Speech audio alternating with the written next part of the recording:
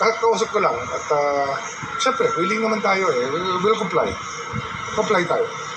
Sir, medyo sundot ito, but would you know bakit po bigla tayong Meron yan kasi halfway na eh. We're halfway, there's always a review. That's normal. Normal yan eh.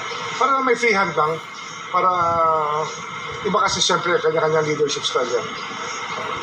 Pero sir, may mga lumalabas pong report, sir, na para daw po ito doon sa pagpapalit ng isang specific na person. Ay, wala akong idea. Wala akong idea. Sir, ready ba kayo to take on another role in the administration? I'm a soldier. I'm a soldier. I serve the president. I'm at his beck and call, and I serve at his pleasure. So, ano naman? Okay ako. Okay tayo. Sir, any role? Of course, we're willing to undertake any role. But sir, do you think it's necessary na gawin ni Pangulo to just to check the performances of every cabinet? I think that it's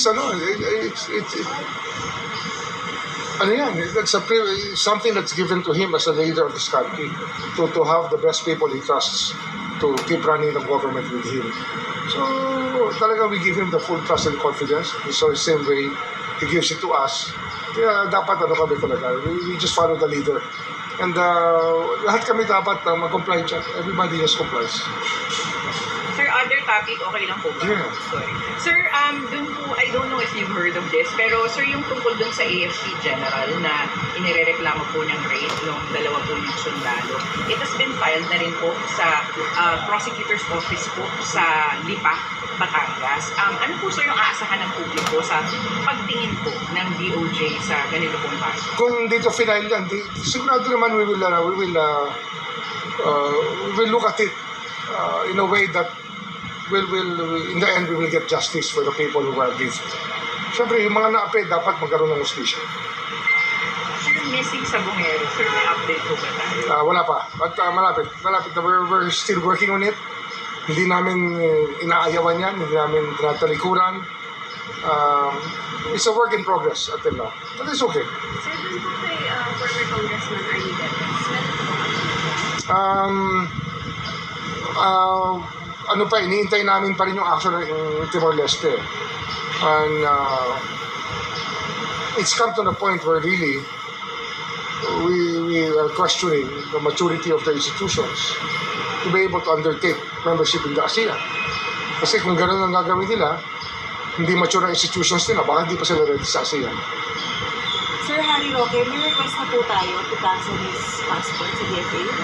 Hindi ko pa napipirmahan, but we will do that. We will So, do the that. process na sir ang request? I think so. No, we will write a letter for that purpose. Sir, yung iginigit kasi ni Roque na possible na hindi daw siya basta-basta maa-arresto because of the non-refoulement and yung asylum application niya kailangan pa raw tapusin. He seems confident about it. I'm sure that the asylum application will have to be finished before it's acted upon in the Netherlands. But we know that the Netherlands will not tolerate the commission of crimes that are being charged in this case. They will not tolerate it. So possible nga sir, kailangan tapusin muna.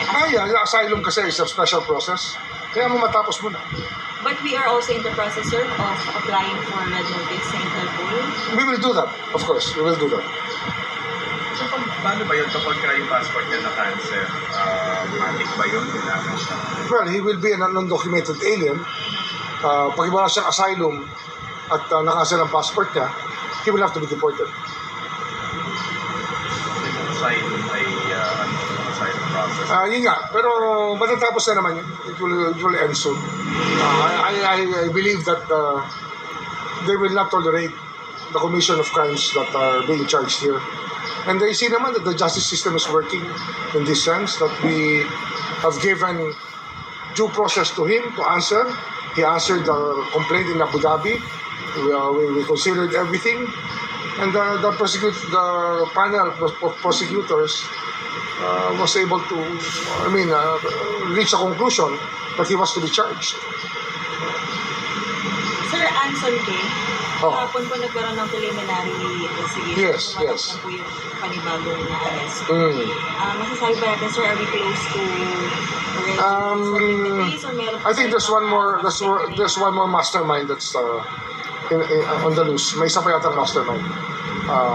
If we're trying to read through the lines now, kung meron pa yung isa na pinupuntriya na who may have been part of the plot. Chinese national din? I think so, yes. Okay? Sir, sorry, sir. Balik lang tayo, sir, sa courtesy resignation. Sir, nagkausap na kayo ni Presidente. Yes, but it was not even mentioned in the conversation. But we will comply. It was, kasi I was reporting about other matters.